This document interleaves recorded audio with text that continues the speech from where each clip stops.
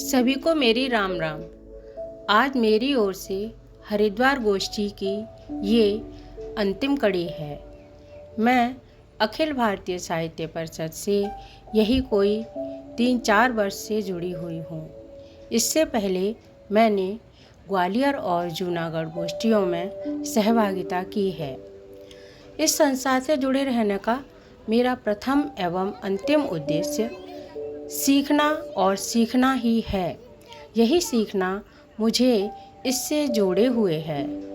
मेरा अपना अनुभव यही रहा है कि यहाँ किसी को कमतर या अधिकतर नहीं माना जाता।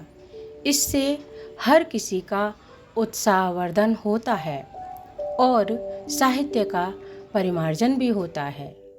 मेरे बारे में आप सब बहुत कुछ जानते हैं। ये काकी मुझे जम्मू यात्री भवन के मंदिर की सीढ़ियों पर बैठी मिली और बड़े ही स्नेह से मुझे अपने पास बिठाया। इससे मुझे पहले के जैसे ये अनुभव हुआ कि मेरे परिवार के अतिरिक्त और भी मेरे स्नेहीजन हैं। आपके इस स्नेह के लिए आपको बहुत बहुत प्रणाम। बस यही कहूँगी कि वक्त के एक स्याह काले पल में सारे रंग डूब गए। वक्त के एक स्याह काले पल में सारे रंग डूब गए। खनकते खुशबूदार लफ्ज़ों के सारे सुर बिखर गए।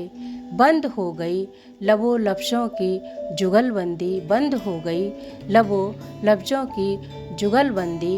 बिना एम्पलीफायर के इलेक्ट्रिक गिटार जैसे रह गए। बिना एम्पलीफायर के इलेक्ट्रिक गिटार जैसे रह गए। धन्यवाद। साहित्य से जुड़ी हुई किसी यात्रा के लिए मैं सर्वप्रथम आई हूँ यहाँ पर। तो कुछ चीज़ें ऐसी होती हैं जो हम रास्ते में चलते हैं, मोबाइल में उसकी फ़ोटो खींच पाते हैं। हमें इतना अवसर मिल पाता है या वीडियो बना पाते हैं। और कभी कभी ऐसा होता है कि हम लोग कुछ नहीं कर पाते हैं और वो दृश्य हमारी आँखों से ओझल हो जाता है। तो हमारी आँखों में जितना रह जाता है वो उसके आधार पर हम किसी बात को कहते हैं। तो एक यहाँ हरिद्वार पहुँचने से करीब 10-15 किलोमीटर पहले एक नदी पड़ी। नदी का नाम मुझे नहीं पता, मैंने पूछा भी है किसी से, अभी नहीं मुझे पता नहीं चला। मैं घर जाके इसका नाम पता करूँगी। काफ़ी तेज बहाव था नदी का और रेतीली तो है ही वो नदी। तो जैसे ही बस ने वहाँ प्रवेश किया नदी में, और उस जगह गहराई कम थी, किनारे दोनों काफ़ी गहरा था। तो किनारे पे कुछ बच्चे और कुछ बड़े लोग मछलियाँ पकड़ रहे थे तार डाल। और थोड़ा सा आगे बढ़े हम तो एक भैया की बाइक जो मोटरसाइकिल थी वो वहाँ फंस गई थी। वो बार बार प्रयास कर रहे थे, कभी उसको आगे ले जा रहे थे, कभी पीछे ले जा रहे थे। वो इसी प्रयास में थे कि वो उस पानी से कैसे भी बाहर निकल जाए। हमारी बस भी धीरे धीरे जा रही थी। बस की आवाज़ उस नदी की आवाज़ में छुप गई। वो आवाज़ हमें बस वाली आवाज़ नहीं आ रही थी, नदी के पानी की आवाज़ तेज आ रही थी। और काफ़ी बड़े बड़े पत्थर थे जो उस नदी के पानी से हिल डोल रहे थे। काफ़ी बड़े बड़े पत्थर थे, अब मेरी लंबाई से बढ़े नहीं होंगे, कम से कम इतने बड़े बड़े पत्थर थे। तो हमने जैसे जैसे पार कर रही वो नदी, और हम पीछे मुड़ के देखते भी रहे कि भैया की बाइक निकली या नहीं। और वो बच्चे वहाँ वो भी अपना कार्य करते रहे।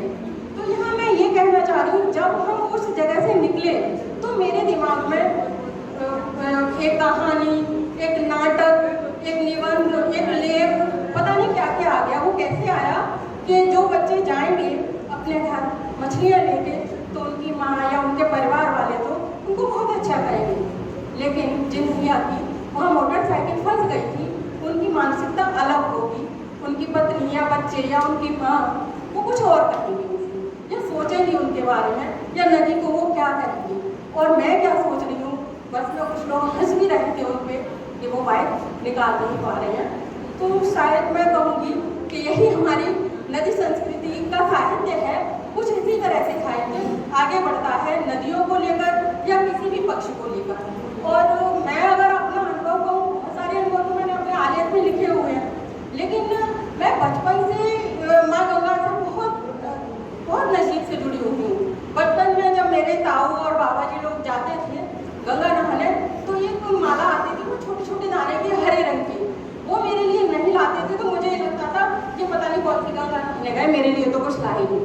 और एक हमारे वहाँ वो इसकी खांड की रेवड़ी चलती है, उसमें इलायची का दाना होता है, वो सभी में नहीं होता, तो एक वो मुझे बहुत प्रिय थी। तो मेरी मानसिकता वहाँ से जुड़ी है